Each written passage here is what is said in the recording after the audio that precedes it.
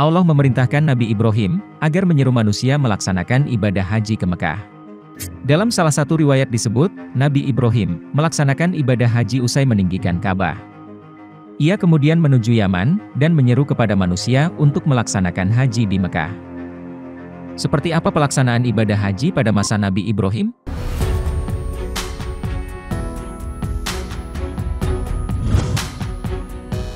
Merujuk dari buku sejarah Ka'bah yang ditulis Profesor Dr. Ali Husni Al-Harbutli, Imam At-Tabari meriwayatkan bahwa malaikat Jibril pernah menemui Nabi Ibrahim pada hari Tarwiyah, 8 Zulhijjah. Jibril bersama Ibrahim pergi bersama ke Mina. Di sana, mereka melaksanakan salat zuhur, asar, maghrib, isya, dan subuh. Selepas sholat, Jibril membawa Ibrahim ke Arafah dan menurunkannya di bawah pohon arak. Pohon ini biasa digunakan oleh penduduk setempat untuk beristirahat. Keduanya pun menunaikan sholat, kemudian wukuf hingga tiba maghrib. Jibril dan Ibrahim lalu meninggalkan Arafah menuju Masyaril Haram dan menjamak maghrib dan isya. Keduanya berdiam diri hingga waktu fajar akhir. Usai itu mereka bertolak ke Mina dan melempar jumroh. Penyembelihan hewan kurban juga dilakukan pada pelaksanaan haji ketika itu. Terakhir, barulah Jibril dan Ibrahim melakukan tawaf ifadah di Ka'bah. Di zaman pra-Islam, mereka berdatangan dari seluruh jazirah Arab dan bangsa lain seperti India, Persia, Syobiah, dan sebagian orang Yahudi. Pelaksanaan haji bukan hanya sebagai ritual keagamaan semata, namun juga sebagai penggerak roda ekonomi dan pemersatu bangsa. Penduduk Mekah, khususnya tokoh suku Quraisy, menyadari betul kewajiban penjamuan jemaah haji. Suku Quraisy bahu-membahu menjamu jemaah haji, menyambut dan memuliakan mereka di Baitullah. Bahkan ada pembagian 15 jabatan pada kabilah Quraisy untuk mengurus jemaah haji ini. Tujuannya untuk menciptakan ketenangan dan stimulasi agar jemaah haji datang setiap tahun ke Mekah. Di musim haji, semua suku dan bangsa berkumpul tanpa ada pertikaian ataupun pertumpahan darah. Pergerakan ekonomi juga berkembang, fanatisme kesukuan juga berkurang. Menurut beberapa sumber, mengelilingi Ka'bah adalah tradisi dan budaya Quraisy kuno sebelum kelahiran Nabi Muhammad, juga lari-lari kecil mondar-mandir antara dua tempat dan yang lainnya. Pada waktu itu, Ka'bah di Mekah merupakan pusat penyembahan berhala, antara lain adalah Hajar Aswad, La'ata, Mana'ata, Uzza, dan lain-lain. Batu Hajar Aswad dianggap sebagai berhala yang istimewa. Sampai-sampai, ada kisah bahwa para pemimpin di sana berebut mengembalikan batu itu ketika setelah terjadi bencana. Menurut hadits Bukhari, pada waktu sebelum Nabi Muhammad lahir, bangsa Arab melakukan upacara ibadah haji dalam rangka penyembahan kelompok berhala yang 360 jumlahnya dengan cara melakukan tawaf, yaitu berjalan mengelilingi Ka'bah sebanyak 7 kali dalam keadaan telanjang tanpa busana, sambil bertepuk tangan. Abu Hurairah mengatakan, Abu Bakar As-Siddiq ditugaskan oleh Rasulullah sebelum haji wada untuk memimpin satu kaum pada hari nahar melakukan haji. Kemudian memberitahukan kepada orang banyak, suatu pemberitahuan, ketahuilah. Sesudah tahun ini, orang-orang musyrik tidak boleh lagi haji, dan tidak boleh tawaf di Ka'bah dalam keadaan telanjang. Sebelum Islam, orang-orang musyrik Arab telah melakukan juga pekerjaan haji menurut cara mereka sendiri. Antara lain, ialah tawaf di Ka'bah dalam keadaan telanjang bulat sambil bertepuk tangan. Jika kita melihat sumber-sumber di luar hadits, kita bisa menemukan dari manakah ritual tawaf kudum ini berasal. Praktek mengambil 7 langkah ini dikenal sebagai Saptapadi, yang diasosiasikan dengan upacara perkawinan Hindu dan pemujaan api. Upacara puncak dalam perkawinan Hindu, yang menggabungkan pasangan pengantin mengelilingi api suci sebanyak 4 kali. Mengingat Makkah atau Mekah, itu artinya api. Ketujuh tawaf itu, mengindikasikan bahwa Mekah dulunya digunakan sebagai pusat pemujaan dewa api. Dalam melaksanakan ritual tersebut, para penyembah berhala memakai pakaian ala Brahmin, yang sekarang disebut pakaian ihram. Penggunaan pakaian tersebut, dimaksudkan agar mereka datang dalam keadaan putih bersih.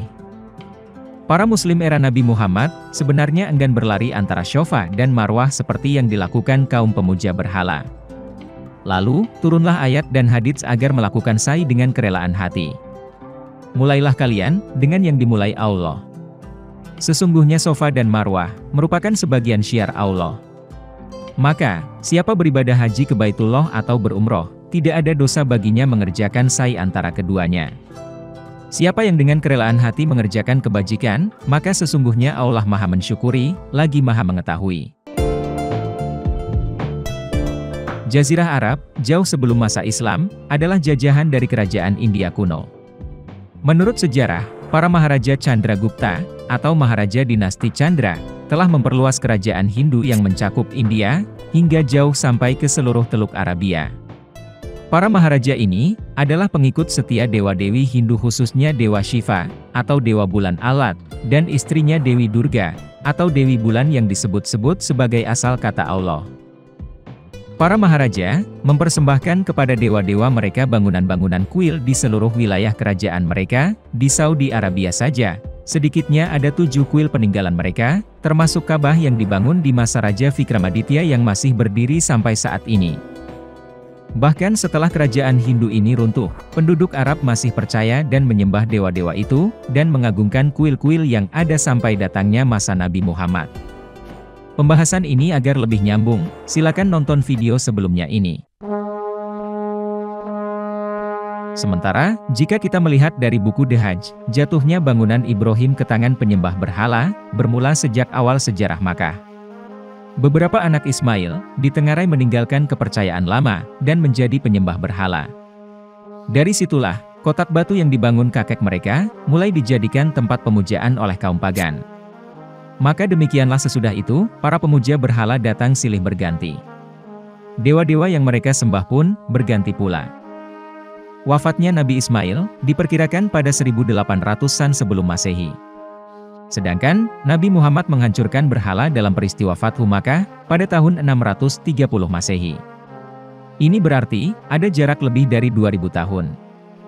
Dalam periode itu, banyak sekali peristiwa-peristiwa yang tak tercatat. Karena itu, para sejarawan sukar memastikan, siapa sebenarnya yang menjadikan bangunan Ibrahim ini sebagai tempat pemujaan berhala, dan apa saja yang telah terjadi di sana. Selanjutnya, di antara 25 nabi, hanya 6 nabi yang tercatat pernah melakukan ibadah haji. Ini yang tercatat, yang tidak tercatat saya tidak tahu. Yang pertama, adalah Nabi Adam. Setelah beberapa waktu sejak diturunkan ke bumi, Nabi Adam diperintahkan oleh Allah pergi ke Baitullah untuk melaksanakan ibadah haji. Menurut sejumlah riwayat, Ka'bah dibangun oleh para malaikat.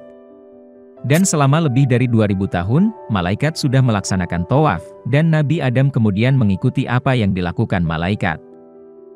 Ada pula yang menyebut, kalau Ka'bah dibangun oleh Nabi Adam.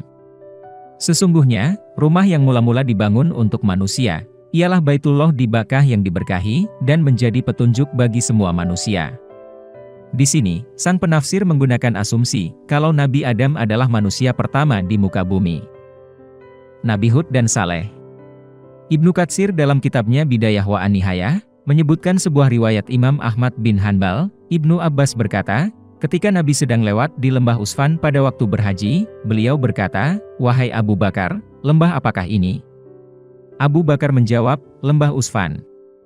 Nabi bersabda, "Hud dan Saleh pernah melewati tempat ini dengan mengendarai unta-unta muda, yang tali kekangnya dari anyaman serabut. Sarung mereka adalah jubah, dan baju mereka adalah pakaian bergaris. Mereka mengucapkan talbiyah, melaksanakan ibadah haji ke Baitullah." Nabi Ibrahim dan Ismail.